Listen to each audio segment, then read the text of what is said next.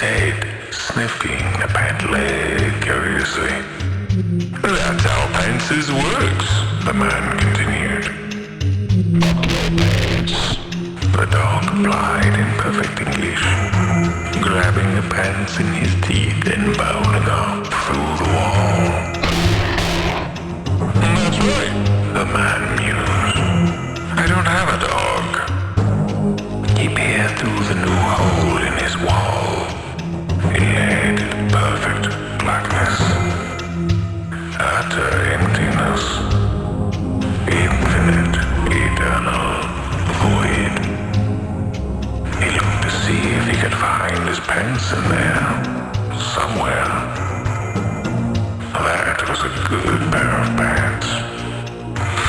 But the blackness only smiled at him. "No pants today, I guess," the man said into the void, and he set off to start his day.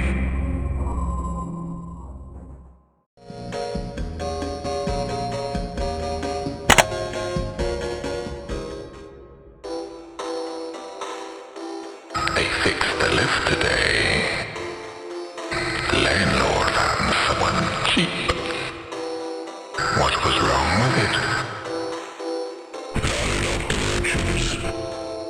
The repairman said, stinking of wet hair and pennies.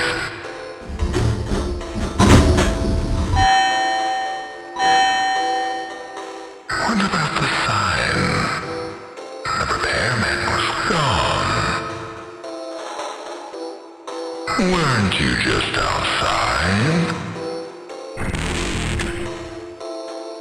Which way? Up 13.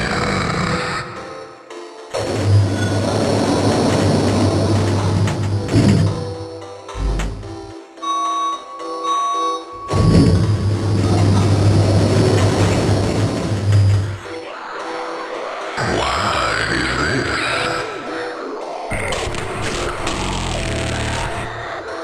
No, I meant the floor.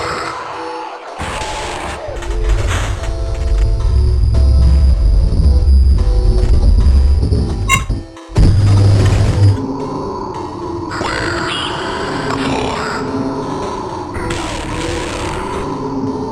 Let's do it myself.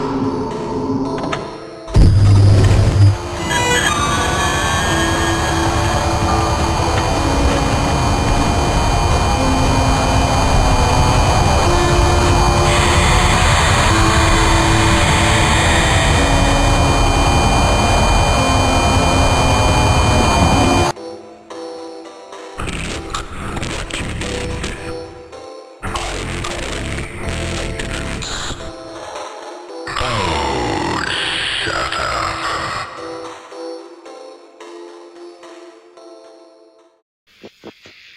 A man wandered through the woods. He was lost, not only in body, but in soul.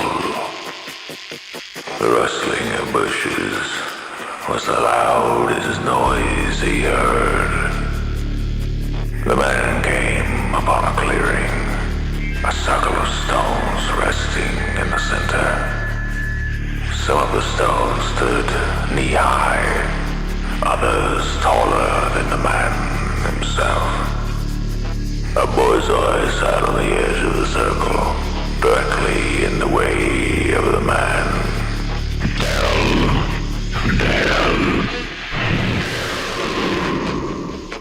The man was confused. You are a friend here. There is no need to panic. The woods darkened beyond the clearing, as if it was the only place left in the world.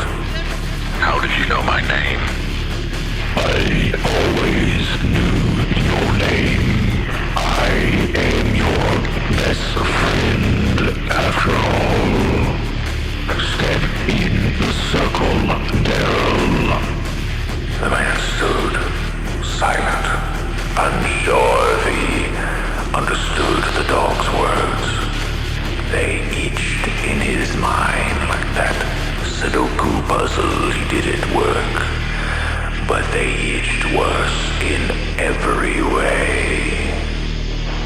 Do it. It is safe. Step in now. I'm not going to do that. Do it. No. Please. No. Pretty please with a dog treat on top. I'm not a fan of dog treat. You're missing out. Step in the circle. This is ridiculous. Step in the circle. It will change your life. I doubt this will change my life. The dog's eyes shifted, their ethereal blankness taking on an unnatural look about them. Daryl, there's much it can fix. It can take it back, Daryl. Everything.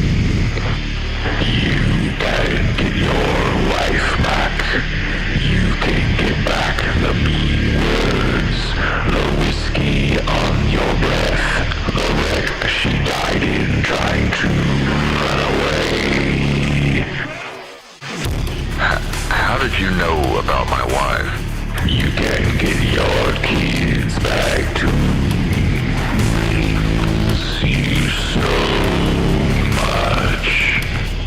You remember the men who came to take them away, don't you? How did you find my kids? What are you? You can go back to the life you wanted so badly. Just step in. The man pauses, terrified as he realizes he is frozen in his place. Why? Why can't I move? Because humans are creatures fueled by regret. You are this. Step in the circle and take it all back. I promise. The man takes the step in and steps out of the circle. His wife and children call to him, and into this familiar yet foreign forest he marches. Where are you? The man comes upon another clearing, beholding a towering man seated upon a tree shaped like a throne, his body covered in long white fur, and the head of a borzoi rests upon his neck. You think correct. I have not lied, man fool. Every man thing to the object of thy desire. The borzoi man opens his mouth unnaturally large, and from inside, the voices of his wife and kids echoes. Despair on their lips as they cry for mercy in the belly of the beast. Why would you do this? Who are you? The man falls to his knees, weeping at the sight of the thing. Your people have forgotten self, but I have not forgotten you. A special to ye, Daryl. We are all hungry, man fool. So very hungry. The man, too distraught in this place at this horrific revelation, is unable to resist as a large furred hand wraps around his body.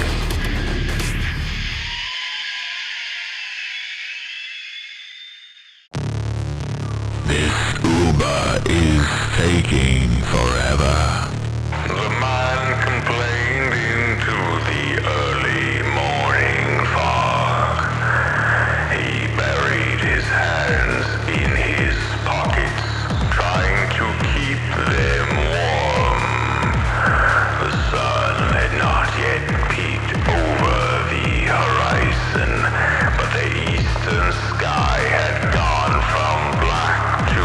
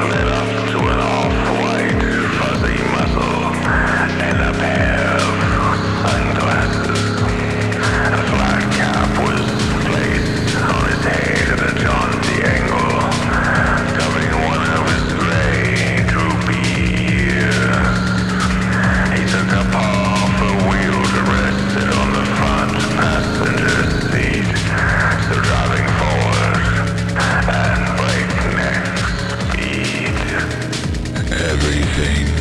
The man said, staring into his reflection in the borzoi's shades. The dog nodded, satisfied. He turned back to the road.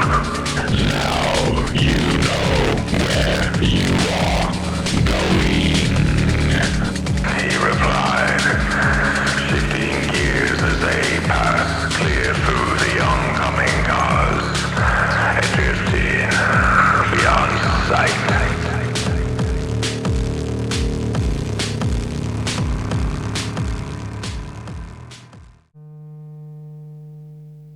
Franklin sat with his head down at his desk in class today. He didn't get up to play or participate in classroom activities. Bill nodded silently at the phone, casting a glance at his wife. She looked nervously back at him, standing close enough to hear. They both stared straight ahead as the teacher spoke. When I asked him what was wrong, he only said the dishwasher broke. Well, I can explain that. Frankie doesn't always finish his dinner, so he likes to pass his plate to our dog. We call him the dishwasher because of that. It's a little joke. I see. And the dog is sick? People's food can make dogs sick. Bill and his wife exchanged another glance before returning their gaze to the other side of the room. Yes, that's what happened. Frankie was upset about it. We should have kept him home. I'll mark his non-participation today as excused.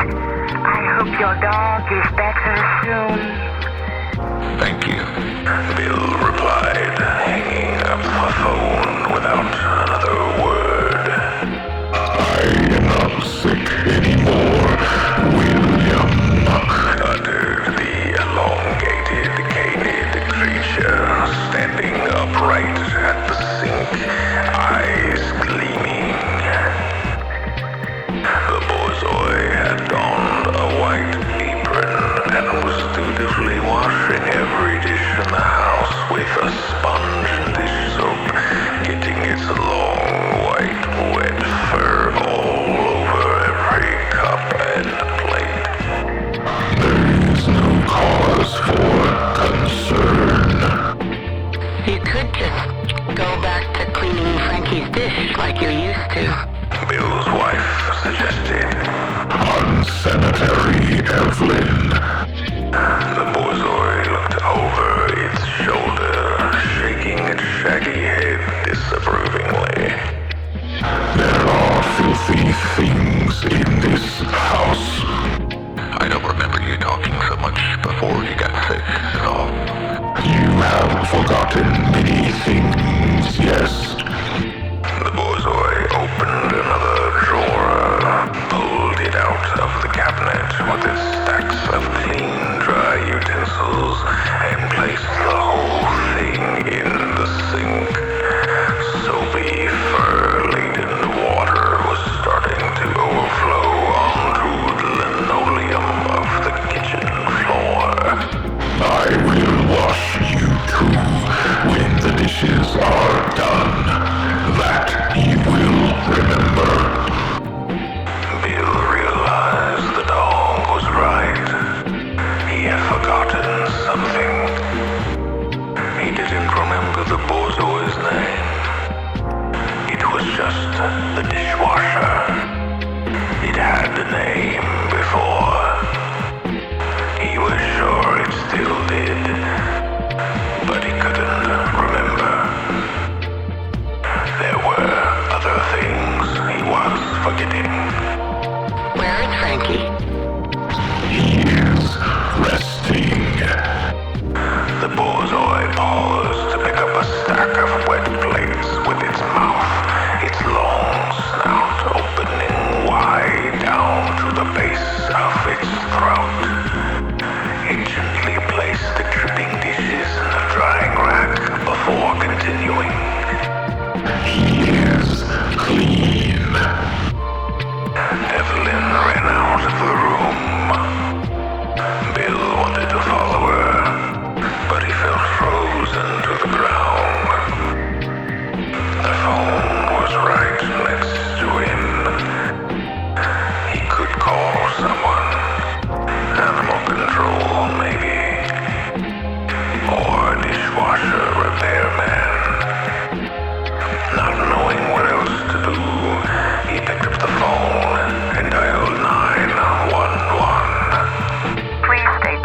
of the emergency? The dishwasher broke.